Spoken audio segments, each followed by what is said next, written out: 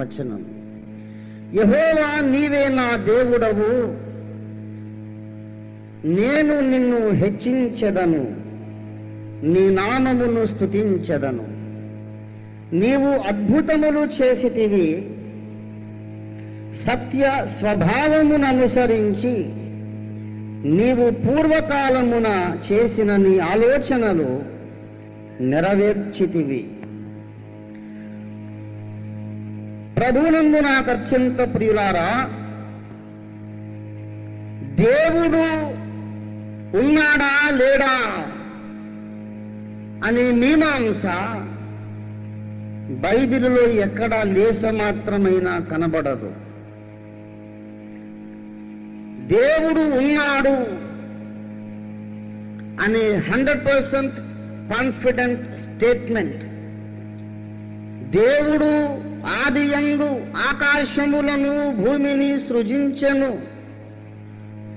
అనే సంపూర్ణ నిశ్చయత కలిగిన ప్రకటనతో బైబిల్ ప్రారంభమవుతుంది. ఒక్కటే ఒక్క మాట అన్నాడు, దేవుడు లేడని బుద్ధిహీనుడు తన హృదయములు అనుకొనును. ప్రియులారా, దేవుడు తన్ను తాను బయలుపరుచుకోవడానికి తన దాసుల చేత రచించిన గ్రంథము బైబిల్ గ్రంథం. ఆ దేవుని గూర్చి మన దేశపు వేదాంతులు, తాత్వికులు, మహర్షులు కొన్ని తెలిసి తెలియని మాటలు మాట్లాడారు. దేవుడు నిర్గుణుడు అట, దేవుడు నిరామయుడు, దేవుడు నిరాకారుడు. 3 విషయాలు చెప్పారు భారతీయ వేదాంతులు. ఆమయము అంటే రోగము అని నిఘంటు అర్థం చెబుతుంది. ఆమయము అంటే వ్యాధి. దేవుడు నిరామయుడు అంటే రోగము లేని వాడని అర్థం. అంటే వాళ్ళ ఉద్దేశం జబ్బు రాని వాడనే కాదు, ఆయనకు సమస్య అనేది ఉండదు అని. దేవుడు నిరామయుడు అంటే సమస్యలు అనేవి ఆయనకు ఉండవు. నిర్గుణుడు అంటే గుణములు లేనివాడు. నిరాకారుడు అంటే ఆకారము లేనివాడు. ఈ 3 బైబిల్ గ్రంథమును అనుసరించి చూస్తే తప్పున్నర తప్పు అభిప్రాయాలు.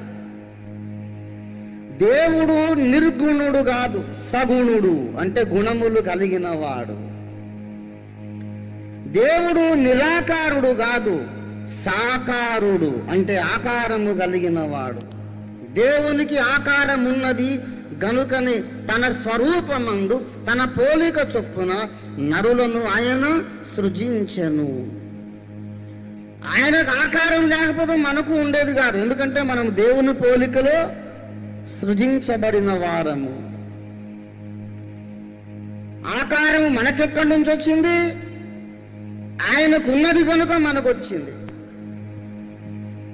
బైబిల్లోని భక్తులు, ప్రవక్తలు ఎందరో దేవుణ్ణి చూచారు. ఒకనాటికి నీవు నేను కూడా మనం చూడబోతున్నాం.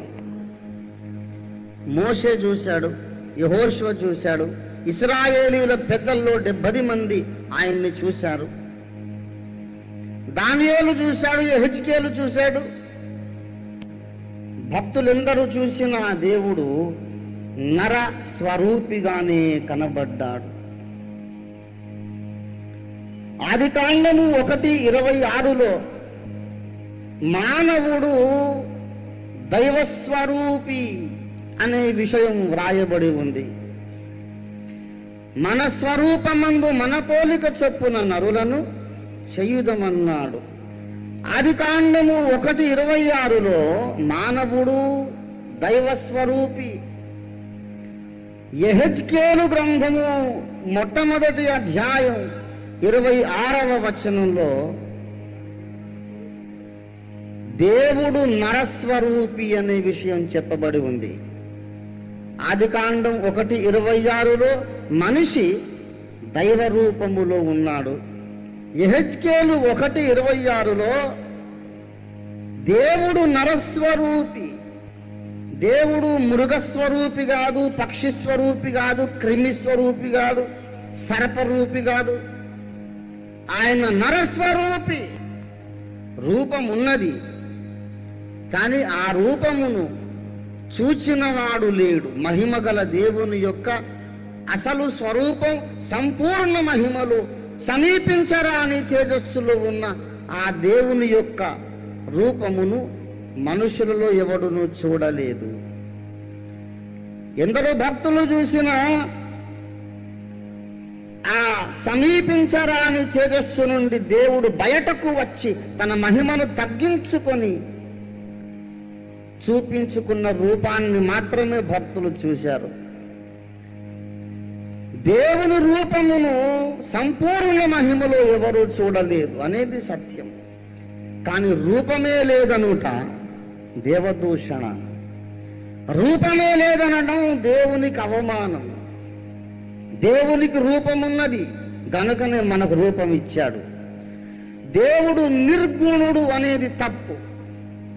దేవుడు సగుణుడు అనగా గుణములు కలిగిన వాడు. దేవునికి ప్రేమ ఉన్నది. దేవుడు లోకమునెంతో ప్రేమించెను. దేవుడు కోపగిస్తూ జాలి ఉన్నది, బాధ ఉన్నది. దేవుని బిడలారా, దేవునికి సమస్య లేదు అనడం కూడా తప్పే. సమస్య ఎందుకు లేదండి? మనమే దేవునికి ఒక పెద్ద సమస్య. మనల్ని ప్రేమించాడు, తన రక్షణలోనికి పిలిచాడు, పరిశుద్ధపరచాలనుకుంటున్నాడు. మనమేమో లోపడడం లేదు. పిల్లలము గనుక ఒక్క దెబ్బతో నశింపజేయడు. అవిధేయులము, అపవిత్రులము ఉన్న పాటును మనల్ని వదిలేయలేడు.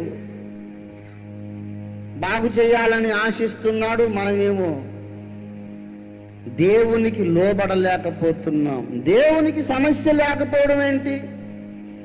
ఎన్ని కోట్ల మంది పిల్లల్ని కన్నాడో అన్ని కోట్ల సమస్యలని కన్నాడు ఆయన.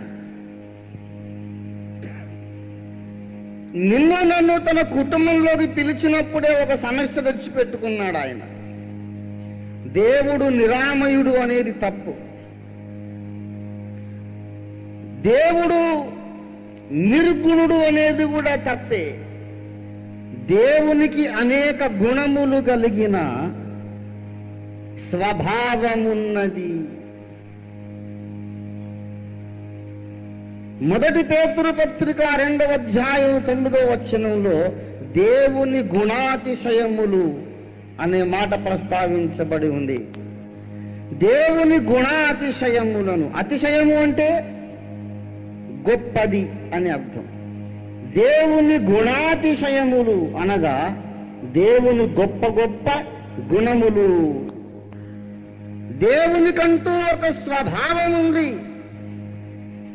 మనము మూలవాక్యముగా చదువుకున్న లేఖన భాగం యెషయా గ్రంథం 25:1లో దేవుని స్వభావానికి ఒక పేరు పెట్టాడు. అదేమిటంటే సత్య స్వభావము. సత్య స్వభావము. నీ సత్య స్వభావమును అనుసరించి పూర్వకాలమున నీవు చేసిన ఆలోచనలను నీవు నెరవేర్చితివి అన్నాడు. ప్రభునందు ప్రియులారా, దేవుని స్వభావం అనేది ఒకటి ఉంది.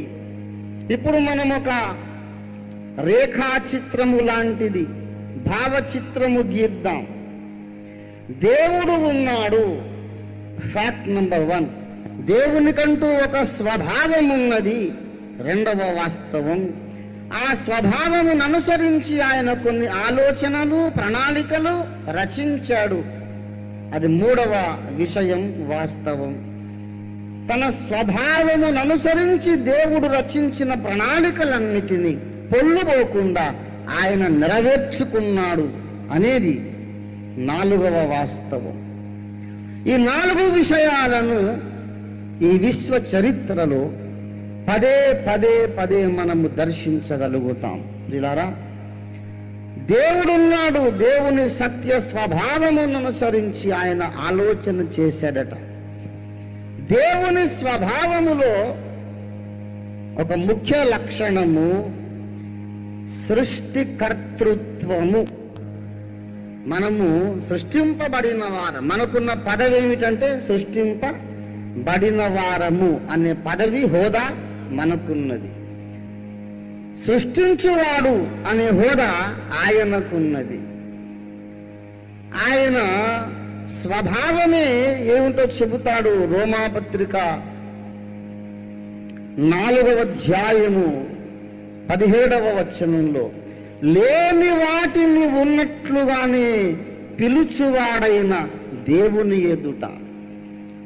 లేని వస్తువులను పిలుస్తుంటాడు ఆయన. అంతవరకు లేని వస్తువు ఈయన పిలవగానే వచ్చేస్తూ ఉంటుంది ఎక్కడి నుంచో. ఇంకెవరు సృష్టికర్తలు కారే, దేవుడొక్కడే సృష్టికర్త. ఆయన తప్ప ఎవరు సృష్టించలేరు. యెషయా గ్రంథము 45వ అధ్యాయము 18వ వచనం. ఆకాశములకు సృష్టికర్తయగు యెహోవాయే దేవుడు. ఆయన సృష్టికర్త. 45:12 భూమిని కలుగజేసిన వాడను నేనే, దాని మీద ఉన్న నరులను నేనే సృజించి తిని, నేను సృష్టించాను అని ఆయన చెప్పుకుంటున్నాడు. దేవుడు సృష్టికర్త. లేని వాటిని సృష్టించుట ఆయన లక్షణం. నేను మిమ్మల్ని ఒక ప్రశ్న అడుగుతాను. కుమ్మరివాడు అతని యొక్క వ్యాపారము, కార్యక్రమము, స్వభావము, అతనికి ఉండే పని ఏమిటండి? వ్యాపకం ఏంటి? కుండలు చేస్తాడు. ఏ కుమ్మరివాడైనా జీవిత కాలంలో ఒక్కటే కుండను చేసి ఊరుకుంటాడా? రాత్రి పగలు, దినముల తరబడి, నెలలు, సంవత్సరాల తరబడి, బ్రతుక్కాలమంతా వాడు కుండలు చేస్తూ చేస్తూ చేస్తూ చేస్తూనే ఉంటాడు. సృష్టికర్త అయిన దేవుడు ఈ ఒక్క భూమిని మాత్రమే చేశాడు అనుకోవడం శుద్ధ అమాయకత్వం. ఈ ఒక్క భూలోకాన్ని, ఒక్క భూగ్రహాన్ని మాత్రమే చేశాడు అనుకోవడం ఎలా ఉంటుందంటే, కుమ్మరివాడు ఒకే కుండను చేశాడు అన్నట్టు ఉంటుంది. అంత అసహజం, అసమంజసం, అహేతుకం, అంటే అన్రీజనబుల్ అన్నమాట. సృష్టించుట ఆయన వ్యాపకం, వ్యాపారం, స్వభావం, ఆయన గుణము. చిత్రకారుడు ఎవడైనా మంచి బొమ్మలు గీసేవాడు జీవిత కాలంలో ఒకటే బొమ్మ గీసి ఊరుకుంటాడా? తృప్తి ఉండదు. ఇంకొక బొమ్మ, ఇంకొక బొమ్మ, ఇంకొక బొమ్మ. స్వభావమే డిమాండ్ చేస్తుంది. ప్రియులారా, ఏ చిత్రకారుడు ఒక బొమ్మ గీసి ఊరుకోడు. ఏ కుమ్మరివాడు ఒక కుండను చేసి ఊరుకోడు. ఏ కంసాలివాడు ఒకే ఆభరణాన్ని చేసి ఊరుకోడు. సృష్టికర్త ఒక భూమిని చేసి ఎందుకు ఊరుకున్నాడండి? అలసిపోయాడా? ఆయన అలయడు, సొమ్మసిల్లడు. ఎన్ని చేశాడో ఆఖరణ పుట్టాం మనం, కడసారి వాళ్ళము. పిల్లరా, ఎన్నో చేశాడు ఆయన. సృష్టించుటకు ముఖ్య కారణం ఏమిటంటే, ప్రేమించడానికి ఆయనకు ఎవరో ఒకరు కావాలి. దేవుడు ప్రేమ అయి ఉన్నాడు. దేవుడు ప్రేమ స్వరూపి అయి ఉన్నాడు. ప్రేమించుట ఆయన ప్రథమ లక్షణం, సహజ లక్షణం. 1 యోహాను పత్రిక 4వ అధ్యాయం 8వ వచనము చూడండి దయచేసి. దేవుడు ప్రేమ స్వరూపి. మూల భాషలో ఏమనుందో తెలుసా? గ్రీకు భాషలో దేవుడు ప్రేమయై ఉన్నాడు. God is love. మూర్తి భవించిన ప్రేమ దేవుడు. ప్రేమ ప్రేమించాలని తహతహలాడుతుంది. ప్రేమ నిండిన హృదయం ప్రేమించడానికి ఎవ్వరూ లేకపోతే గాయపడుతుంది. నా హృదయం నిండా ప్రేమ ఉంది, ఎవరో ఒకరి మీద ప్రేమ చూపించాలి. ప్రేమించడానికి నాకెవరూ లేరు. ఎంతో వేదన. దాన్ని ఏమంటారంటే ప్రేమరాహిత్యము. ప్రేమరాహిత్యం అంటే ప్రేమను వ్యక్తపరచలేనందు చేత కలిగే వేదన. దేవుడు ప్రేమయ్య ఉన్నాడు, కానీ సమీపించరాని తేజస్సులో ఒకడు మాత్రమే ఉన్నాడు. మరప్పుడు ఏం చెయ్యాలి? దేవుని స్వభావమును అనుసరించి ఒక ఆలోచన చేశాడు. నూతన వ్యక్తులను, ప్రపంచములను, ప్రాణికోటిని నేను సృజించెదను అని ఆలోచన చేశాడు ఆయన. ఒకడే ఉన్నాడు సమీపించరాని తేజస్సులో, అంతము లేని కాలం, నిత్యత్వము. ఈ నిత్యత్వం అంటే ఏమిటి, కాలం అంటే ఏమిటి అనే దాన్ని కూడా పోరాడండి గ్రంథంలో వివరించాడు. దాంట్లో so many scientific theological issues ఉన్నాయి. తప్పక కొన్ని చదవండి ఆ గ్రంథం. నిత్యత్వము అనేది ఒక గది, అందులోకి వెళ్తే టైం అనేది ఉండదు. ఆల్బర్ట్ ఐన్స్టీన్ గారు చెప్పింది ఏంటంటే, ఈ విశ్వమంతటిలో కాలము అంతటా ఒకే రకంగా ఉండదు. కాలము కొన్ని చోట్ల గబగబా ప్రయాణిస్తుంది, కొన్ని చోట్ల ఆలస్యంగా నిదానంగా ప్రయాణిస్తుంది, కొన్ని చోట్ల వెనక్కి ప్రయాణిస్తుంది. ఈ ఎనర్జీ అంటే శక్తి. శక్తి ఈజ్ ఈక్వల్ టు ద్రవ్యరాశి ఇంటూ వేగము స్క్వేర్. అంటే ఏం లేదు, మీకు ఒక్క ముక్కలో చెప్తాను.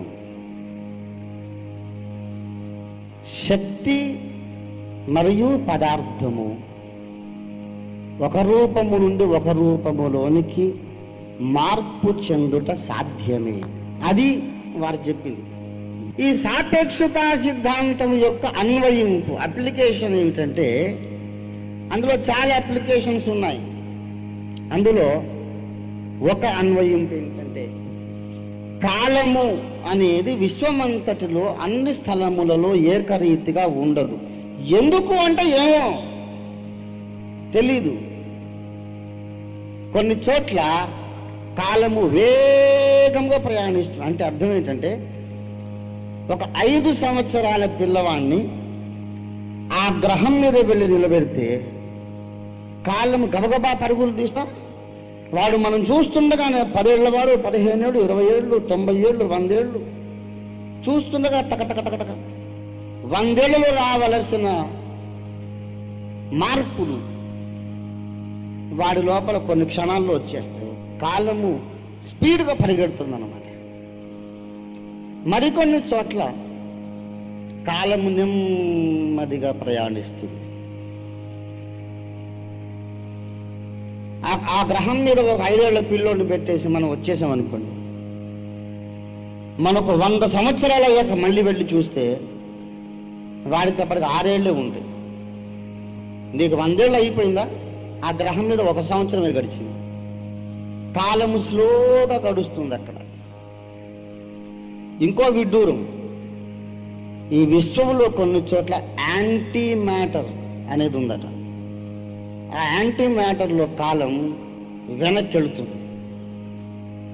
ఒక 100 ఏళ్ల ముసలోని తీసుకెళ్ళి అందులో పెడితే వాడు 80 ఏళ్ళు, 70 ఏళ్ళు, 50 ఏళ్ళు, 30 ఏళ్ళు, 20 ఏళ్ళు వెనక్కి వస్తాడు.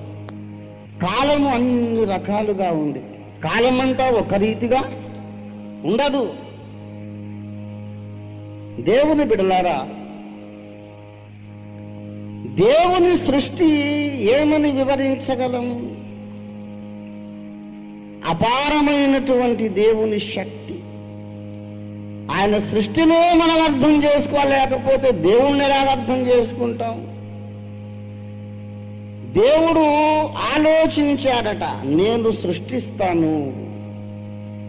ఎందుకొరకు అనంటే ప్రేమించాలి. ప్రేమించకపోతే ఆయనకు శాంతి లేదు. ప్రేమించాలి. ప్రేమించడానికి ఎవడో ఒకడు కావాలి. సమీపించరాని తేజస్సులో ఒకడు మాత్రమే ఆయన అమరత్వము కలిగిన వాడై ఉన్నాడు. ఆ సమీపించరాని తేజస్సు నిత్యత్వ మండలము. అక్కడ కాలం అనేదే లేదు. దాని కొరత చెప్పాను. గతము, భవిష్యత్తు, ప్రస్తుతం అంతా ఇప్పుడు జరుగుతున్నట్టే ఉంటుంది. దాన్ని నిత్యత్వము అంటాం. నిత్య నివాసి అని ఆయనకు పేరు. అంటే అసలు కాలమే లేని చోట ఉన్నాడు ఆయన. మనం ఇప్పుడు ఆయన దగ్గరికి వెళ్ళి, ప్రభువా నీ రాకడ చాలా ఆలస్యమైంది, ఎందుకు నాయన అంటే, ఆలస్యమా? ఆలస్యం అంటే ఏమిటి కుమారుడా అంటాడు. ఆలస్యం అంటే ఏంటా? చాలా కాలం అయిపోయింది నాయన అంటే, కాలం అంటే ఏమిటి అంటాడు. ఆయనకు కాలము అనేది it doesn't make any sense. Everything is always ever present before him. దేవుని కంటి ముందు ఆదాము హవ్వలు ఇప్పుడే పండు తింటున్నారు. శిలువ యజ్ఞం ఇప్పుడే జరుగుతుంది. రెండవ రాకడ ఇప్పుడే జరుగుతుంది. యుగ యుగాల చరిత్ర ఇప్పుడే ఈ క్షణమే జరుగుతుంది. That is eternity. There is no time. దేవుడు ఒకనొక మండలములో ఉన్నాడు. ఆ మండలము పేరు నిత్యత్వము. టైం అనే దానికి అర్థం లేదు అక్కడ.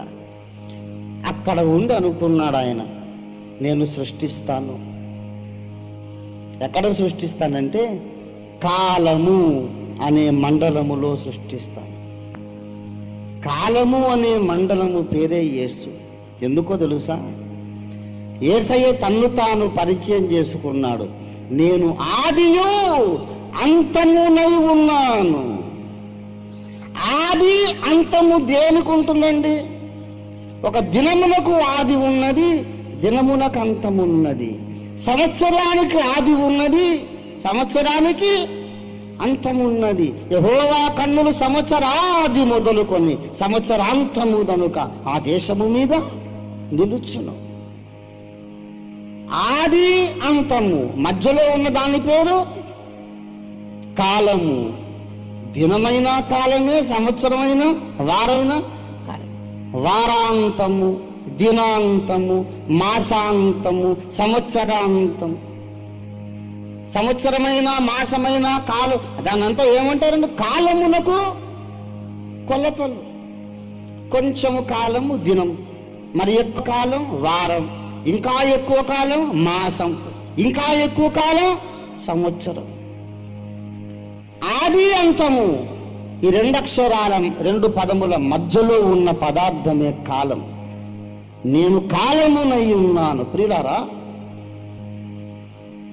యజుర్వేదములో, ఋగ్వేదములో, సామవేదములో దేవుడు మాట్లాడుతున్నాడు, నేను కాలమునై ఉన్నాను, నేనే కాలమును అని. ఏ దేవుడు వేదములో మాట్లాడాడో ఆ దేవుడే బైబిల్లోకి నేను ఆదియు అంతమునై ఉన్నానని మాట్లాడుతున్నాడు. దేవునికి స్తోత్రం కలుగునుగాక. హల్లెలూయా. ప్రభునందు ప్రియులారా, ఆదియు అంతమును అయినటువంటి ఒక వ్యక్తి ఉన్నాడు. ఆయనలో దేవుడు సృష్టిని జరిగించాడు. ఆదియందు దేవుడు భూమి ఆకాశములను సృజించెను. అంటే మనం ఏమనుకుంటామంటే ఆదియందు అంటే మొదట్లో దేవుడు చేశాడు. మరి మొదట్లో చేయకపోతే చివరిలో చేస్తాడేంటి? చేపలను, పక్షులను, జంతువులను, మనుషులను చేసి ఆఖరణ భూమిని చేశాడు అనుకోండి. ఈ భూమిని చేసేదాకా చేపలు ఎక్కడ ఉండాలి? పక్షులు ఎక్కడ ఉండాలి? ప్రాణికోటికి నివాగృహము భూమి కనుక ప్రాణికోటిని చేయకముందే భూమిని చేయాలి. ఆదియందు భూమిని సృజించెను అంటే ఆది అనబడిన ఒక వ్యక్తి ఉన్నాడు. ఆయనలో దేవునికి స్తోత్రం కలుగునుగాక. హల్లెలూయా. ఆది, నేనే ఆదిని అంతమునై ఉన్నాను. ప్రకటన గ్రంథము 22వ అధ్యాయము 2:13. నేనే అల్ఫాయు ఓమేగయు, మొదటి వాడను కడపటి వాడను, ఆదియు అంతమునై ఉన్నాను. దేవునికి స్తోత్రం కలుగునుగాక. హల్లెలూయా, హల్లెలూయా. యేసు ఏమై ఉన్నాడు? ఆది అయి ఉన్నాడు. దేవుడు ఆకాశములను భూమిని దేనిలో సృజించను? ఆదిలో సృజించను. అంటే యేసులో సృజించను. యేసు అంటే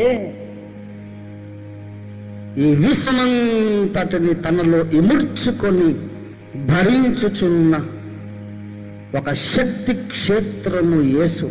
అనంతమైన దైవ శక్తి క్షేత్రం ఒకటి ఉన్నది. అందులో గ్రహములు, నక్షత్రములు, సకల ప్రాణికోటి ఉన్నది. ఆ శక్తి క్షేత్రము పేరు యేసు. యేసు. అందుకే దేవుణ్ణి చూసేటప్పుడు విశ్వరూపమున్నది ఆయనకు అని చెబుతాయి భారతీయ పురాణాలు. దేవుడి రూపము విశ్వరూపము. విశ్వమంతా ఆయనలోనే ఇమిడి ఉంది. దేవునికి స్తోత్రం కలుగునుగాక. దేవుడు ఒక ఆలోచన చేశాడు. నేనున్నాను, ఆరంభం లేదు, అంతం లేదు, కాలము లేదు. నా హృదయంలో బోల్డంత ప్రేమ ఉంది. ఈ ప్రేమంతా కురిపించడానికి ఎవడో ఒకడు కావాలి. అప్పుడే సమస్య వచ్చింది. సర్వజ్ఞుడు కదా, ఏం చేస్తే ఏం ఫలితాలు వస్తాయో తెలుసు ఆయనకి. ఇప్పుడు వినండి శ్రద్ధగా. కుమ్మరి వాడు కుండను చేయగలడు గాని ఆ కుండ కుమ్మరితో సమానము ఎప్పటికీ కాదు.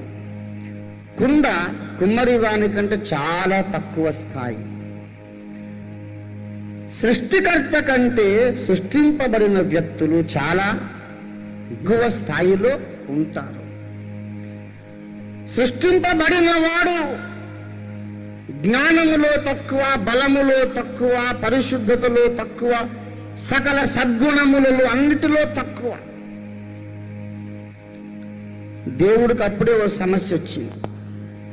సృష్టిస్తాను, మరి వాడు బలహీనుడు కదా, తప్పులు చేస్తాడేమో, కొన్ని పొరపాట్లు చేస్తాడేమో. చేయని పర్వాలేదు, నేనున్నానుగా సరిదిద్దడానికి. తప్పులు చేస్తాడేమోనని సృష్టి మానుకుందామా? మరి ప్రేమించడానికి ఎవడో ఒకడు కావాలి కదా.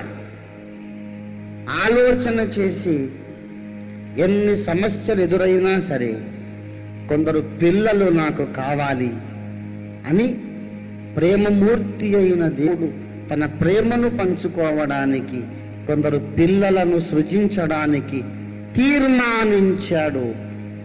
సమీపించరాని తేజోమండలములో దేవుడు చేసిన ఆ నిర్ణయమును బట్టి ఆకాశములను, భూమిని ఆయన సృజించారు. దేవునికి స్తోత్రం కలుగునుగాక.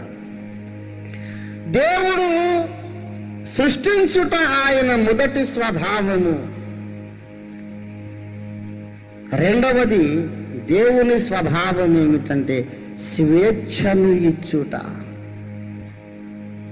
దేవుడు నిజంత కాడు. ఇది ప్రేమ యొక్క రెండవ లక్షణం. ప్రేమగల తల్లిదండ్రులు ఎవరైనా తమ పిల్లలను రోడ్డు మీదకి వెళ్ళొద్దురా, పెద్ద పెద్ద బండ్లు, లారీలు వస్తున్నాయి, జాగ్రత్త నాన్న అని చెప్తారు తప్ప కాళ్ళు చేతులు కట్టేసి సంకెళ్ళు వేసి పెట్టగలరా? ప్రేమ బంధించుటకు ఇష్టపడదు, బంధకములు విప్పడానికి ఇష్టపడుతుంది. దేవునికి స్తోత్రం కలుగునుగాక. ప్రేమకు ఒక లక్షణం ఏంటంటే ఫ్రీడమ్, స్వేచ్ఛనిస్తుంది. గలతీ 5:1 ఈ స్వాతంత్ర్యము అనుగ్రహించి దేవుడు మనలను స్వతంత్రులుగా చేసి ఉన్నాడు. 2 కొరింథీ పత్రిక 3వ అధ్యాయము, 2 కొరింథీ 3వ అధ్యాయం 17వ వచనం. ప్రభు యొక్క ఆత్మ ఎక్కడ ఉండునో అక్కడ స్వాతంత్ర్యముండును. ఆయన ఎవరిని బానిసలుగా చేసుకోవడానికి ఇష్టపడడు. స్వేచ్ఛను ఇచ్చుట. దేవుడు స్వేచ్ఛా ప్రియుడు. స్వేచ్ఛను ఆయన ఆనందిస్తాడు, ఇతరులకు కూడా స్వేచ్ఛనిస్తాడు. ప్రేమ యొక్క లక్షణం. ఇక్కడే విశ్వ చరిత్రలో ఎన్నో ఘోరాలు జరిగిపోయినాయి ప్రియులారా. దేవుడు ప్రేమ గలవాడు కనుక స్వేచ్ఛనిచ్చాడు. స్వేచ్ఛను ఇచ్చాడు గనుక దేవదూతలు పాపం చేశారు. స్వేచ్ఛను ఇచ్చాడు గనుక ఆదాము హవ్వలు పాపము చేశారు. కొంతమంది ప్రశ్న అడుగుతారు, ఆదాము హవ్వలు దేవుడు వద్దన్న పండు, నిషేధించిన పండు తింటారని దేవునికి తెలియదా? తెలిస్తే ఆ పండు అక్కడ ఎందుకు ఉంచాడు? ముందే ఆ పండు అక్కడ లేకుండా చేయొచ్చు కదా. అది తినవద్దని దేవుడు ఆశిస్తే,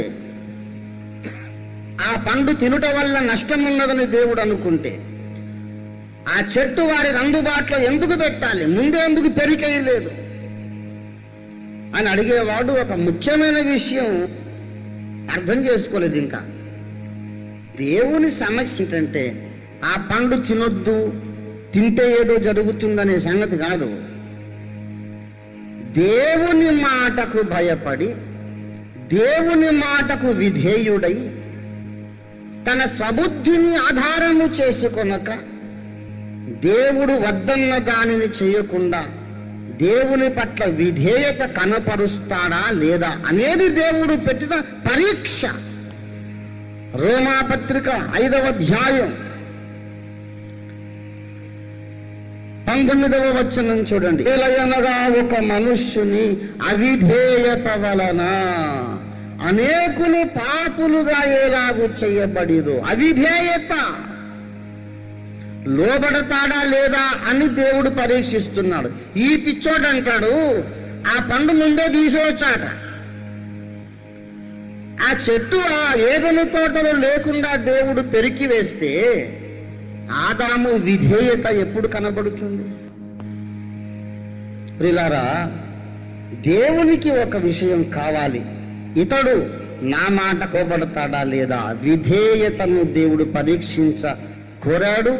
ఆ విధేయత పరీక్షలో ఆదాము హవ్వలు ఓడిపోయారు, లోబడరు అని తెలిసిపోయింది. లోబడకపోవటం వలన పాపం వచ్చింది. దేవుని బిడ్డలారా, దేవుడు సృజించినప్పుడే దేవునికి తెలుసు వీళ్ళు పాపం చేస్తారని. దూతలు పాపం చేశారు, మానవులు పాపం చేశారు. ఈనాడు సంఘంలో నువ్వు నేను కూడా పాపం చేస్తున్నాం. కారణం ఏమిటంటే, స్వేచ్ఛను ఇచ్చుట ఆ దేవుని ప్రేమ యొక్క స్వభావం. తప్పు చేసే అవకాశము లేని స్వేచ్ఛ అసలు స్వేచ్ఛే కాదు. స్వేచ్ఛ అంటే అర్థం ఏంటి? మంచి పని చేయడానికి అవకాశం ఉండాలి, చెడ్డ పని చేయడానికి కూడా అవకాశం ఉండాలి. ఈ అటైనా ఇటైనా అవకాశం ఉన్న స్థితి పేరే స్వేచ్ఛ, స్వాతంత్ర్యము. మంచి మాత్రమే చేయడానికి అవకాశం ఉందనుకో, చెడు చేయడానికి అవకాశమే లేదనుకో, దాన్ని స్వేచ్ఛ అంటారా? బలబలాన అందరూ మంచే చేస్తారు. దేవుని బిడ్డలారా, స్వేచ్ఛనిచ్చుట దేవుని లక్షణం. అందును బట్టి ఆ స్వేచ్ఛను దుర్వినియోగపరచుకొని ప్రధానాధిపతులలో ఒకడు, తేజో నక్షత్రమైన వాడు, దేవ విరోధిగా, సాతానుగా, దుష్టునిగా మారిపోయాడు. దేవుడిచ్చిన స్వేచ్ఛను దుర్వినియోగపరచుకొని కోట్ల మంది దేవదూతలు దయ్యములై, దురాత్మలైపోయారు. దేవుడిచ్చిన స్వేచ్ఛను దుర్వినియోగపరచుకొని ఆదాము హవ్వలు జాతిలోనికి పాపాన్ని తెచ్చిపెట్టారు. స్వేచ్ఛ, స్వేచ్ఛ. దేవుని బిడ్డలారా, ఈ స్వేచ్ఛనిచ్చినప్పుడు దేవునికి తెలియదా ఈ స్వేచ్ఛ దుర్వినియోగం అవుతుంది, నాశనం జరుగుతుందని తెలియదా? దేవునికి మరొక లక్షణం ఉన్నది. ఆ లక్షణం ఏమిటంటే, పాడైన స్థలములను బాగు చేయుట. యెషయా ప్రవచన గ్రంథము 44వ అధ్యాయము 26వ వచనము చూడండి. నేనే ఆజ్ఞ ఇచ్చి ఉన్నాను, దాని పాడైన స్థలములను బాగు చేయువాడను నేనే. దేవుని మొదటి లక్షణము సృష్టించుట. ఎందుకు? సృష్టించుటకు కారణం ప్రేమ. దేవుని రెండవ లక్షణం సృజించిన వారికి స్వేచ్ఛనిచ్చుట. స్వేచ్ఛకు కారణం ప్రేమ. దేవుని మూడవ లక్షణం స్వేచ్ఛ దుర్వినియోగమై నాశనము తటస్థించినప్పుడు పాడైన స్థలములను బాగు చేయుట దేవుని మూడవ లక్షణం. ఎందుకు బాగు చేస్తున్నాడంటే దానికి ప్రేమే కారణం. దేవునికి స్తోత్రం కలుగునుగాక. హల్లెలూయా. సృష్టించుటకు కారణం ప్రేమ. చెడిపోవడానికి కూడా అవకాశం ఉన్నప్పుడు సహా స్వేచ్ఛనిచ్చుట దేవుని ప్రేమ. ఆ ప్రేమ, ఆ స్వేచ్ఛ దుర్వినియోగమై సృజింపబడిన వ్యక్తులు పాడైపోయినప్పుడు బాగు చేయ దేవుని ప్రేమ. దేవునికి స్తోత్రం కలుగునుగాక. హల్లెలూయా. మళ్ళీ బాగు చేస్తాడు, వదిలిపెట్టడు. పాడైపోయిన స్థలాలన్నీ బాగు చేస్తాడు. దేవుడు మొట్టమొదట ఈ భూమిని సృష్టించాడు. యెషయా గ్రంథము 45వ అధ్యాయం 18వ వచనంలో ఆయన భూమిని కలుగజేసి సిద్ధపరచి దానిని స్థిరపరచెను. నిరాకారముగా ఉండునట్లు దానిని ఆయన సృజించలేదు. నివాస స్థలమగునట్లుగా ఆయన దానిని సృజించెను. దేవుడు భూమిని మొదట కలుగజేసినప్పుడు ఎలాగూ సృజించెను? నివాస స్థలమగునట్లుగా. నిరాకారముగా సృజించలేదు, నివసించడానికి యోగ్యముగానే సృజించాడు. గాని ఒకనొక నాశనము తటస్థించింది. అప్పటి లోకము ఏమిటో మనం ఎరుగం. భూమి ఇదే. ఈ భూమి అనే వేదిక మీద ఎన్నో సృష్టి కార్యక్రమాలు అయిపోయాయి. వాటి సంగతి మనకు తెలియదు, అవసరం లేదు. ఇప్పుడున్న యుగం ఎలా మొదలైంది, ఎందుకు చెడిపోయింది, ఎలా బాగుపడుతుంది, అంతవరకే మనకు అవసరం. మనం ఎందుకు చెడిపోయాం, మనం ఎలా బాగుపడాలి, అది మనకు కావాలి. అంతేగాని అంతకుముందున్న యుగాలు, అంతకుముందు నిన్ను అడగనిస్తే నీ ప్రశ్నకు అంతే ఉండదు. అడుగుతూ అడుగుతూ అడుగుతూ నీ బ్రతుకాలం గడిచిపోతుంది. అనవసర ప్రశ్నలు వద్దు, నీ రక్షణకు అవసరమేని అడుగు చెప్తాం. దేవుని స్తోత్రం కలుగునుగా. ఎన్నో విషయాలు ఉన్నాయి, కానీ నీవు బాగుపడడానికి అవసరం లేదు, అవి దేవుడు నీతో మాట్లాడతాడు.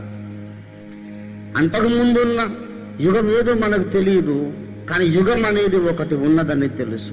నివాసయోగ్యముగా భూమిని సృజించాడు. గాని యెహెజ్కేలు గ్రంథం 31వ అధ్యాయం 15వ వచనంలో చెబుతాడు ఏమిటంటే, ఒకడెవడో ఉన్నాడు, ఒక దుర్మార్గుడు, నేరస్తుడు, శిక్షారుడు, దేవుని ముందు తప్పు చేశాడు. దేవుడు వాణ్ణి బహిష్కరించి పడద్రోశాడు. పాతాళ లోకములోనికి వాణ్ణి పంపించి శిక్ష విధించాడు. ఆ నేరస్తుడు పాతాళములోనికి పోయిన దినన ఈ భూగ్రహము మీద ప్రళయము సంభవించింది. అతడు పాతాళములోనికి పోయిన దినమున అతనిని బట్టి అంగలార్పు కలుగజేసింది. లెబానోను పర్వతములకు పైగా అగాధ జలములు కమ్మజేసి తిని. అక్కడ ప్రారంభమైంది ఆదికాండం 1:2. ఆదియందు దేవుడు ఆకాశములను భూమిని సృజించెను. తర్వాత కొంతకాలానికి భూమి నిరాకారముగా శూన్యముగా ఉండెను. అగాధ జలములు భూమిని కమ్మి ఉండెను. అగాధ జలముల మీద చీకటి కమ్మి ఉండెను. అగాధ జలముల మీద దేవుని ఆత్మ అల్లాడుచుండెను. నేను సృజించిన సుందరమైన భూమి, నేను సృజించిన నివాసయోగ్యమైన భూమి ఇదిగో ఇట్లు నాశనం అయిపోయింది. ఆదికాండములో 1వ అధ్యాయములో ఉన్నది ఏమిటంటే, పాడైపోయిన భూమిని బాగు చేసే కార్యక్రమం. That is not the original creation, that is the act of restoration. మరలా బాగు చేయుట, పాడైన స్థలములను బాగు చేయువాడను. పాడిన దాన్ని వదిలేసేవాడు కాదు, మళ్ళీ బాగు చేసేవాడు. ఎక్కడ ప్రేమ ఉన్నదో అక్కడ సృష్టి జరుగుతుంది. ఎక్కడ ప్రేమ ఉన్నదో అక్కడ సృష్టికి స్వేచ్ఛ దొరుకుతుంది. ఎక్కడ స్వేచ్ఛ ఇవ్వబడిందో అక్కడ స్వేచ్ఛ దుర్వినియోగమై పాపము జరుగుతుంది, నాశనం జరుగుతుంది. ఎక్కడ ప్రేమ ఉన్నదో అక్కడ నాశనమైన స్థలం మళ్ళీ బాగు చేయబడుతుంది. ఇది విశ్వ చరిత్రలో పదే పదే పదే పదే పునరావృత్తమగుచున్న చరిత్ర మళ్ళీ జరుగుతోంది. దేవుడు తన ప్రేమను బట్టి మరొక కార్యక్రమం చేశాడు. నూతన సృష్టి. ఎవడైనా క్రీస్తు యేసునందున్న ఎడల వాడు నూతన సృష్టి. నీవు నేను రక్షణ పొందడానికి కారణం దేవుని ప్రేమ. ప్రేమిద్దామని మనుషులను చేసుకున్నాను, వారు పాపము చేసి నాకు శత్రువులైపోయారు, దేవునికి దూరస్తులైపోయారు. నా ప్రేమను పంచుకోవడానికి రక్షణ పొందండి, నా రక్తముతో కడుగబడండి, నాతో సమాధానపడండి. I want to love you my children. ప్రేమిద్దామని ఆదాము చేశారు, పాపము చేసి తోట నుంచి బయటికి వెళ్ళిపోయారు. ప్రేమించడానికే మిమ్మల్ని రక్షిస్తున్నాను, రండి, మళ్ళీ నా ప్రేమ కుటుంబంలోకి రండి, నా ప్రేమ ప్రపంచంలోకి రండి అని దేవుడు పిలుస్తున్నాడు. క్రీస్తు సంఘం దేవుని నూతన సృష్టి. సంఘమును సృజించిన దేవుడు సంఘానికి కూడా ఏమిచ్చాడంటే స్వేచ్ఛను ప్రసాదించాడు. ఆ స్వేచ్ఛ కారణంగా సంఘంలో ఏం జరిగిందో తెలుసా? రకరకముల భిన్న ఉపదేశములు సంఘంలోకి వచ్చాయి. 1 కొరింథీ పత్రిక 11వ అధ్యాయం 19వ వచనం చదువుతున్నాను, చిత్తగించండి. మీలో యోగ్యులైన వారు కనబడు నిమిత్తం భిన్నాభిప్రాయములు ఉండక తప్పదు. భిన్నాభిప్రాయములు అంటే వేరు వేరు అభిప్రాయములని అర్థం. ఈ భిన్నాభిప్రాయములలో తరువాతి దినాలలో ఏం జరిగిందంటే, ఎలా రూపాంతరం చెందినాయి అంటే భిన్న బోధలుగా మారిపోయాయి. హెబ్రీ పత్రిక 13:9 చూడండి. నానా విధములైన అన్య బోధల చేత త్రిప్పబడకుడి. 1 తిమోతి 1:3 చూడండి. సత్యమునకు భిన్నమైన బోధ చెయ్యవద్దు. ప్రియులారా, దేవుని ప్రేమ, దేవుని ప్రేమ సంఘము యొక్క పరిస్థితిని, దాని పరిష్కారాన్ని దేవుని బయల్పాటును బట్టి ప్రకటిస్తున్నాను, వినండి. సంఘమును దేవుడు కట్టాడు, సంఘానికి స్వేచ్ఛనిచ్చాడు.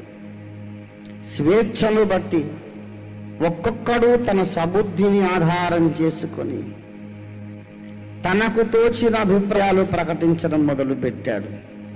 1వ శతాబ్దములోని క్రైస్తవ సంఘములో ఏమున్నాయట? భిన్నాభిప్రాయము, భిన్న బోధలు, అన్య బోధలు, సత్యమునకు భిన్నమైన బోధలు వచ్చేసాయి. ఒకడొచ్చి అన్నాడు, మోషే నియమించిన ఆచార ప్రకారము మనము సున్నతి పొందవలే అన్నాడు. ఇంకొకడు వచ్చి అన్నాడు, పౌలు బ్రతికుండగానే మనము విశ్రాంతి దినమును పాటించవలే అన్నాడు ఒకడు. పౌలన్న బ్రతికే ఉన్నాడు, వేరొకడు వచ్చి అంటాడు మృతుల పునరుద్ధానము లేదు. ఎన్ని భిన్న బోధలు! ఇవన్నీ చూసి దేవుడు అంటాడు, ఉండనే లేరా భిన్నాభిప్రాయాలు. మీలో యోగ్యులైన వారెవరో కనబడున్నట్లు భిన్నాభిప్రాయములు ఉండని. ఇప్పుడు వచ్చాడు, ప్రభువు రాకడ ఇప్పుడే వచ్చేసిందని చెప్పుకుంటూ తిరిగాడు. ఆ రోజుల్లోనే, మొదటి శతాబ్దములోనే 2వ తెస్సలోనిక పత్రిక 2వ అధ్యాయం మొదటి వచనములో రాయబడిన మాట, సహోదరులారా, ప్రభు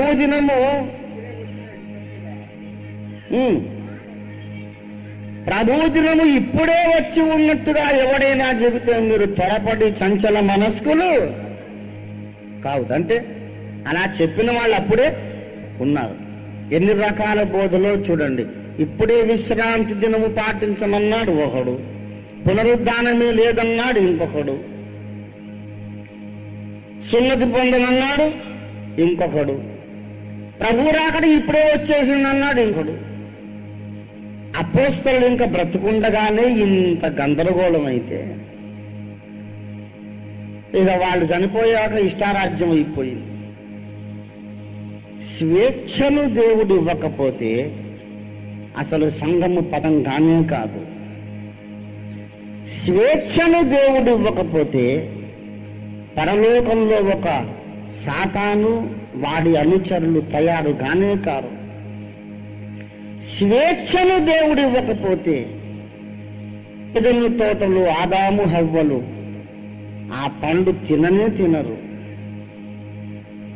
స్వేచ్ఛ స్వేచ్ఛ స్వేచ్ఛను దేవుడిచ్చిన ప్రతిసారి ఆ స్వేచ్ఛ దుర్వినియోగం అయింది. అయినా దేవుడు స్వేచ్ఛనిస్తాడు. ఎందుకో తెలుసా? నా పిల్లలకు హితబోధ చెయ్యగలను గాని సంకెళ్ళు వెయ్యలేను. నడవవలసిన మార్గం ఏదో చూపించగలను గాని వాడు చేతులు కట్టేసి బరబరా లాక్కెళ్ళలేను. I'm a loving father, I'm not a dictator. ప్రేమగల తండ్రిని బాబు నేను. తప్పు చేయకురా, ఇలా నష్టపోతావని చెప్పగలను గాని ఒక కర్కోటకుడు క్రూరుడైన నియంత్ర వలె బలవంతముగా వాడిని మంచి దారి నడిపించలేను. స్వీయ స్వాతంత్ర్యమును ఉపయోగించుకొని స్వేచ్ఛగా ఇష్టపూర్వకముగా హృదయపూర్వకముగా నీవు చేసే మంచి పని దేవుడికి కావాలి. సనుగు కొనకయు బలవంతముగా కాకయు ఉత్సాహముగా ఇచ్చినదే దేవునికి ప్రియమగును. మరచిపోవద్దు. ప్రభునందు ప్రియులారా, దేవునికి ఇచ్చేటప్పుడు ఎలాగివ్వాలంటే సనుక్కోకుండా ఇవ్వాలి, సంతోషంగా ఇవ్వాలి. దేవుని బిడలారా, 2వ కొరింథీ 9:7 దేవుని స్వభావము మనకు ప్రతిబింబిస్తుంది. చూడండి, సనుగు కొనకయు బలవంతముగా కాకయు ప్రతివాడు తన హృదయములో నిశ్చయించుకున్న ప్రకారం ఇవ్వాలి. దేవునికి ఏదన్నా కానుక తెచ్చామనుకోండి, దేవుడు ఈ కానుకను చూడడు. కానుక ఇస్తున్న వాడి హృదయాన్ని చూస్తాడు. నువ్వు ₹1,00,00,000 మూట తేవచ్చు, ₹1 తేవచ్చు. దేవునికి అదంతా సమానమే. దేవునికి ₹10,000 ఇచ్చేయి. వాడు లోపల సనుక్కున్నాడు అనుకోండి, దేవుడు సంతోషించడు. సనుక్కోకుండా ఇవ్వాలట. ఇంకోటి, బలవంతముగా కాక. ఎవరు బలవంత పెట్టలేదు. నాకే ఇష్టము కలిగి ఇదిగో ఈ ₹10 ఇచ్చా, నాకే ఇష్టము కలిగి ఈ ₹1,00,000 ఇచ్చా, నాకు ఇష్టం, నా ఇష్టం. నన్నెవరూ బలవంత పెట్టలేదు, నాకు ఇష్టం కలిగింది, ఇస్తున్నందుకు నాలో ఏమీ బాధ లేదు అని ఇచ్చింది ఏదో దేవునికి అది ప్రియమైన కానుకట. దేవునికి స్తోత్రం కలుగునుగాక. ఈ విషయం ఎందుకు చెప్పానంటే కానుక గురించి చెప్పడానికి కాదు, దేవుని స్వభావం ఏమిటో మీకు చెప్పడానికి. మనం ఏమి చేస్తున్నా బలవంతంగా చేయొద్దు, సనుక్కుంటూ చేయొద్దు. దేవుడు బలవంతంగా మనల్ని మంచి మార్గం నడిపిస్తున్నాడు అనుకోండి, మనం మంచి పనులే చేస్తుంటాం, కానీ ఏం చేస్తుంటాం మన లోపల? ఇది ఓ బతికేనా? మంచి పని చేస్తున్నానంటే చచ్చినట్టు చేయక తప్పింది కాదు, మరి ఇంకో మార్గం లేదు కదా. నేను తాగుడు మానాను అంటే గొప్ప గొప్ప సంగతి ఏముంది? ఊళ్ళో అసలు ఒక సారా కొట్టులో కళ్ళు కాంపౌండ్ లేదు. సో తప్పనిసరి పరిస్థితుల్లో వాడు మంచి దారికి వచ్చిన దానికి వాడికి జీతము లేదు, బహుమానం. స్వేచ్ఛగా మానుకున్నాడు అనుకోండి, భళా షహబాష్ నా కుమారుడు అని దేవుడు అంటాడు. వీడి హృదయంలో కూడా సంతోషం ఉంటుంది. దేవుని బిడ్డలారా, బలవంత పెట్టడు దేవుడు. నీ ఇష్టం నాయనా, బాగుపడతావా నీ ఇష్టం, నాశనం అవుతావా నాకు బాధే, కానీ నిన్ను నేను గౌరవిస్తున్నాను. దేవుని సంస్కారం, దేవుని సౌజన్యం, ద జెంటిల్మన్షిప్ ఆఫ్ గాడ్ ఏమిటంటే ఇతరులను కూడా ఒక స్వతంత్ర వ్యక్తులుగా గౌరవించే సంస్కారము దేవునిది. నా ఆకారం ఇచ్చాను, నా వలే జ్ఞానం ఇచ్చాను, ఆలోచన శక్తినిచ్చాను, మంచి చెడులు బ్రీజు వేసుకునే సామర్థ్యం ఇచ్చాను, వివేచన ఇచ్చాను, అన్ని విషయాలు చెప్పాను. మీరు ఆలోచించుకోండి, మీకు స్వేచ్ఛ ఉంది, మంచి మార్గం నడవండి. దేవుడు స్వేచ్ఛను ఎందుకు ఇచ్చాడంటే, నేను చెప్పాను ఒక సందర్భంలో, దేవుడు వ్యక్తులను సృజించాడు, రోబోలను కాదు. తన వంటి ఒక వ్యక్తిని సృజించాడు, మరమనిషిని కాదు. మరమనిషికి స్వేచ్ఛ లేదు, ముందుగా ఫీడ్ చేసిన ప్రోగ్రాం ప్రకారం నడుస్తుంది. అలాంటి రోబోలను తయారు చేయలేదు ఆయన, మనుషుల్ని చేశాడు. టీ తయారు చేసుకురా అంటే ఆమెకు మనసు బాగుంటే తెస్తుంది, లేకపోతే 4 చివాట్లు వేస్తుంది, నువ్వేసిరా అంటుంది. ఏదో ఒకటి. మొత్తం మీద మిమ్మల్ని అడుగుతున్నాను, మీ ఇంట్లో అప్పుడప్పుడు దెబ్బలాడుకునే అవకాశం ఉన్నా, చెప్పిన పని చేయకపోయినా, తిట్టుకున్నా కొట్టుకున్నా, మీ జీవిత భాగస్వామిగా మీకు ఒక రోబో కావాలా, లేకపోతే మీలాంటి మనిషి కావాలా? ఒక రోబోని చేస్తా, మీరు ఎవరిని పెళ్లి చేసుకుంటారా? ఒక రోబోని ఇస్తాను, దాంతో మీరు ప్రేమలో పడతారా? Can you fall in love with a robot? Cannot, not possible. ముందుగా ప్రోగ్రామ్ ఫీడ్ చేసిన ప్రకారం చిలక పలుకులు పలికే దాంతో ఎవడన్నా ప్రేమలో పడతాడా? దేవునికి మరమనుషులు అక్కర్లేదు, తాను ప్రేమలో పడడానికి అవకాశం ఉన్నటువంటి ఎమోషనల్ బీయింగ్స్ కావాలి. అందుకే వ్యక్తులను సృజించాడు, వాళ్ళకు స్వేచ్ఛనిచ్చాడు. దేవునికి స్తోత్రం కలుగునుగా. హల్లెలూయా. కొంతమంది ఎక్కడ లేని పిచ్చి ప్రశ్నలు అడిగి గొప్ప మేళలాగా మొహం వెలిగిపోతుంటుంది వాడికి. దేవుడు ఎందుకు స్వేచ్ఛ ఇవ్వాలి అట? ఇచ్చాడు కాబట్టి ఈ వాగుడంతా వాగుతున్నావు. మరి స్వేచ్ఛ ఇవ్వబోదు, ఈ ప్రశ్నలు ఎక్కడివి? దేవుడు స్వేచ్ఛను ఇచ్చుటలో ఆనందించే వ్యక్తి. కనుకనే క్రీస్తు సంఘములోనికి అనేక భిన్న బోధలు, దుర్బోధలు వచ్చాయి. అందరినీ బతకనిస్తున్నాడు. విశ్రాంతి దినం ఒకడు అంటాడు, సున్నతి పొందమని ఒకడు అంటాడు, రెండవ రాకడ అయిపోయింది అంటాడు ఒకడు, యేసు వచ్చేసాడని ఒకడు, రానే రాడని ఒకడు, శ్రమలకు ముందు వస్తాడని ఒకడు, తర్వాత వస్తాడని ఒకడు, సగంలో వస్తాడని ఒకడు, అసలు మొన్న వచ్చేసాడు కానీ ఒకడు, నేనే వేస్తున్నాను ఒకడు.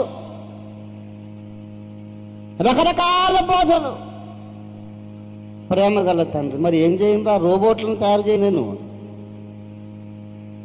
రోబో అంటే నాకు రాదనుకుంటారేమో, నేను అప్పుడు రోబోట్ అని కూడా అంటున్నా. అసలు రోబో అని అనాలి. T silent. దేవుని బిడ్డలారా, దేవుడు స్వతంత్ర వ్యక్తులను చేసి కనుకనే బోధకులకు స్వాతంత్రం వచ్చి ఇష్టం వచ్చిన బోధలు చేస్తున్నారు. అయితే ఈ రాత్రి ప్రసంగానికి సారాంశము, తుదిఘట్టము, ఆఖరి సత్య ప్రత్యక్షత ఏమిటంటే, ఒకనాడు భూమిని బాగు చేసిన దేవుడు పాడైపోయిన భూమిని బాగు చేయడానికి పూనుకున్న దేవుడు ఈనాడు పాడైపోయిన సంఘమును కూడా బాగు చేయడానికి ఈ భూమండలానికి దిగి వచ్చాడు. God is in the land. He is moving in our country. He is moving upon this planet to set right things in His church. తన సంఘమును బాగు చేయడానికి దేవుడు వచ్చాడు. ఒక ఇంట్రెస్టింగ్ థింగ్ చెబుతాను మీకు. పాడైపోయిన భూమిని బాగు చేయడానికి దిగి వచ్చే దేవుడు ఏం మొదలు పెట్టాడంటే మాటలాడుట మొదలు పెట్టాడు. పాడైపోయిన బ్రతుకులను బాగు చేయడానికి దేవుడు మాట్లాడుట అవసరం. అసలు దేవుడు మాట్లాడుట అవసరం. అసలు దేవుడు మాట్లాడుట సర్వరోగ నివారిణి. దేవుడు మాట్లాడుట సకల సమస్యల పరిష్కారం. అన్ని సమస్యలకు ఒకటే పరిష్కారం, దేవుడు మాట్లాడాలి. చీకటి అగాధ జలముల మీద కమ్మి ఉండగా దేవుడు మాట్లాడెను. అబద్ధ బోధల చీకటి దేవుని సంఘము మీద కమ్మి ఉండగా దేవుడు మాట్లాడుట మొదలు పెట్టాడు. ప్రియులారా, దేవుడు మాట్లాడుతున్నాడు. ఈ కడవరి కాలములో జరుగుతున్న కార్యం ఏంటంటే పాడైపోయిన సంఘములను బాగు చేయడానికి, సంఘములలోని దుర్బోధలను తొలగించడానికి దేవుడు మాట్లాడుతున్నాడు. God has begun the work of restitution in His church. దేవుని సంఘమును బాగు చేయుట అనే కార్యక్రమం మొదలైంది. కొంతకాలం స్వేచ్ఛ ఇచ్చాడు. ఎందుకు స్వేచ్ఛ ఇచ్చాడు? అది దేవుని ప్రేమ. ఇప్పుడు బాగు చేయడానికి పూనుకున్నాడు. ఎందుకు పూనుకున్నాడు? ప్రేమ. ఇది ప్రేమే. ప్రేమతో సృష్టించాడు, ప్రేమతో స్వేచ్ఛనిచ్చాడు. ఒరే, మీరు నా స్వేచ్ఛతో ఆడుకున్నది చాలు, ఇక సత్యం నేర్చుకోండి. నా ప్రేమతో ఆడుకొని స్వేచ్ఛను దుర్వినియోగపరుచుకొని నోటికొచ్చిన దుష్టబోధలు చేసింది ఇక చాలు, ఇదిగో సత్యబోధ నేర్చుకోండని దేవుడు మాట్లాడే కాలంలో మనం బ్రతుకుతున్నాం. స్వేచ్ఛనిచ్చి నానా రకాల భిన్న బోధలు చేసుకోవడానికి కొంతకాలము దేవుడు అనుమతించాడు. దుర్బోధకులను తీర్పు తీర్చడానికి దేవుడు దిగొచ్చాడు. ప్రియులారా, స్వేచ్ఛ ఇక చాలా కాలం ఉండదు. వాక్యమునకు భిన్నముగా బోధించిన ప్రతి బోధకుడు మారు మనస్సు పొందమని దేవుడు ఆజ్ఞాపిస్తున్నాడు. ఆ అజ్ఞాన కాలములను అపొస్తలుల కార్యాలు 17:30 ప్రకారం ఆ అజ్ఞాన కాలములను దేవుడు చూచి చూడనట్లుగా ఊరకుండెను గాని ఇప్పుడైతే అంతటను అందరును మారు మనస్సు పొందమని మనుషులను ఆజ్ఞాపించుచున్నాడు. పిల్లారా, తాతలన్న అజ్ఞాన కాలం, ఇది విజ్ఞాన కాలం. దేవుడు అనేక సంగతులు బయలుపరుస్తున్నాడు. ప్రతి ప్రశ్నకు జవాబులు దొరుకుతున్నాయి. ప్రతి గ్రంథములకు వ్యాఖ్యానం, ప్రతి ప్రశ్నకు సమాధానం వస్తుంది. ఈ విజ్ఞాన కాలములో సకల డినామినేషన్ల క్రైస్తవ బోధకులు, నాయకులు, విశ్వాసులందరూ మానవ కల్పిత బోధలను విడిచి ఈ గ్రంథ సారాంశమైనటువంటి అపొస్తలుల బోధలోనికి రమ్మని దేవుని దాసుగా పిలుపునిస్తూ ఉన్నాను. రండి, మన వివాదం తీర్చుకుందాం. రండి, వాక్యమును పరిశోధిద్దాం. రండి, సత్యాన్ని గ్రహిద్దాం. రండి, భిన్న బోధలకు సమాధి కడదాం. సత్యబోధను మనం వెంబడిదాం. సత్యమయ్యున్న యేసు త్వరగా రానయ్యున్నాడు. దేవుని స్వభావం ఇది. God has allowed for some time this confusion to prevail. కానీ ఎల్లకాలము అలా కొనసాగదు. ఎల్లకాలము నీ ఇష్టారాజ్యము సాగదు. దేవుడు రోషము కలిగి దిగి వచ్చాడు. సత్యములోకి రమ్మని ఆజ్ఞాపిస్తున్నాడు. సత్యంలోకి వస్తారా, నరకాగ్నికి వెళతారా తీర్మానించుకోమంటున్నాడు. తెలివైన నిర్ణయం చేద్దాం. జ్ఞానవంతమైన నిర్ణయం తీసుకుందాం. ప్రభువా, నరకాగ్నిలోనికి నేను వెళ్ళను, నీ సత్యములోనికి వస్తాను అని యథార్థవంతులై కదలి రండి. సకల డినామినేషన్ల క్రైస్తవులారా, మనుషులు కల్పించిన మీ బోధలు వదలు. పౌలు ద్వారా దేవుడు ప్రకటించి ఈనాడు తిరిగి మనకు ప్రత్యక్షపరుస్తున్న అసలు సిసలైన మొదటి శతాబ్దపు బోధలోకి రండి. ఇది దేవుని ఆజ్ఞ. లేకపోతే పర్యవసానము చాలా వినాశకరంగా ఉంటుంది. ఈ హెచ్చరిక చేయడం కూడా దేవుని ప్రేమే. ఈ ప్రేమను కూడా దుర్వినియోగం చేస్తారా? ప్రార్థన చేసుకుందాం. తలలు వంచండి.